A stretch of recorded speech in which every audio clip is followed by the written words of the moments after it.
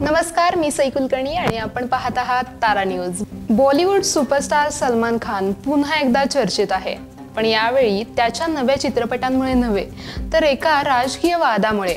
Saudi अरेबियातील Joy forum 2025 मध्ये दिलेल्या विधानानंतर पाकिस्तानकडून सलमान खान विरुद्ध दहशतवाद विरोधी कायद्याअंतर्गत कारवाई करण्यात आली आहे। पण प्रश्न असा, हा खरोखरच राष्ट्रीय सुरक्षेचा मुद्दा आहे का की पाकिस्तानचा राजकीय स्टंट आहे?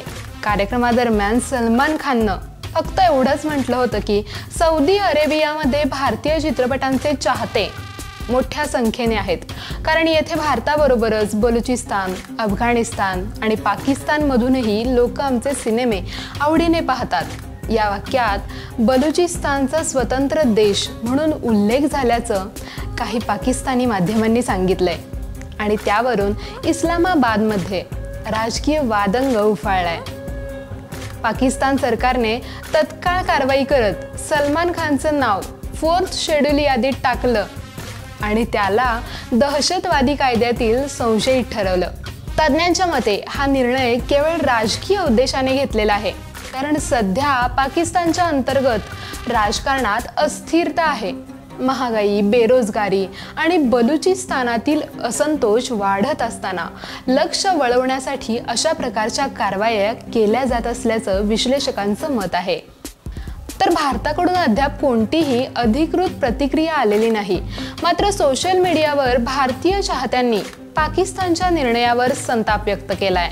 भारतीय नेटकरी म्हणत आहेत, पाकिस्तानकडून सलमान खानवर कारवाई म्हणजे भारताला अप्रत्यक्ष शह देण्याचा प्रयत्न आहे। अनेकांनी हे प्रचारासाठीचा स्टंट असल्याचं म्हटलं आहे। आमिर खान आणि शाहरुख खान या कार्यक्रमात उपस्थित होते, पण त्यांनी कोणतीही टिप्पणी केलेली नाही। सलमान खानकडूनही अद्याप अधिकृत स्पष्टीकरण आलेलं नाही, मात्र त्याच्या फॅन क्लबने सोशल मीडियावर #StandWithSalman हा हॅशटॅग ट्रेंड केला आहे। बलुचिस्तानचा प्रश्न हा केवळ पाकिस्तानच्या अंतर्गत राजकारणाशी संबंधित असला तरी या मुद्द्यावर सलमान खान सारख्या भारतीय स्टारचं नाव ओढणं हे निश्चितच आंतरराष्ट्रीय लक्ष वेधून घेणारं आहे।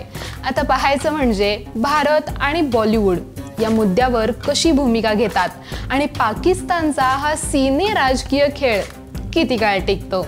अशाच अपडेटसाठी पाहत रहा तारा न्यूज। धन्यवाद।